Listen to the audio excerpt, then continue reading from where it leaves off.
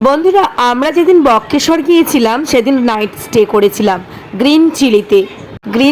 Green কম, red বেশি। Green চিলির একটা জিনিস আমাকে খুবই ভালো লাগলো, যেটা হলো এদের এখানে পরিষেবা, এদের রেস্টুরেন্ট।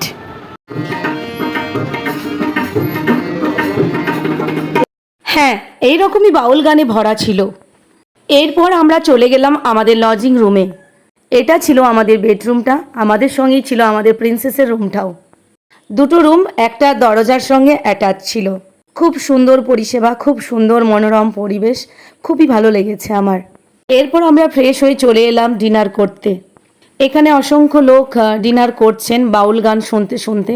আমার তো খুবই ভালো লাগছিল বাউল গান, মানে ডাইরেক্ট শুনতে শুনতে ডিনার করা। খুবই খুবই সুন্দর একটা মনোরম পরিবেশ।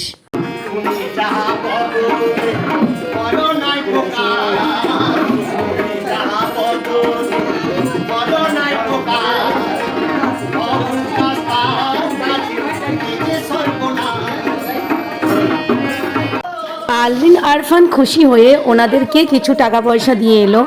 মাঝখানে যিনি গান গাইছিলেন ওনার ভয়েসটা খুব ক্র্যাক করছিল, সেটা দেখে আলভিন তাড়াতাড়ি এক গ্লাস জল নিয়ে ওনাকে দিয়ে এলো। এদিকে আমরা ডিনার স্টার্ট করলাম, সাথে গান শুনতেও লাগলাম। খাবারগুলো খুব অসাধারণ টেস্টফুল ছিল। যদি কখনো এখানে যান অবশ্যই ট্রাই করে দেখবেন। আজ এটুকুই। সবাই ভালো থাকবেন, সুস্থ থাকবেন, ভালো করে বাউল গান শুনবেন।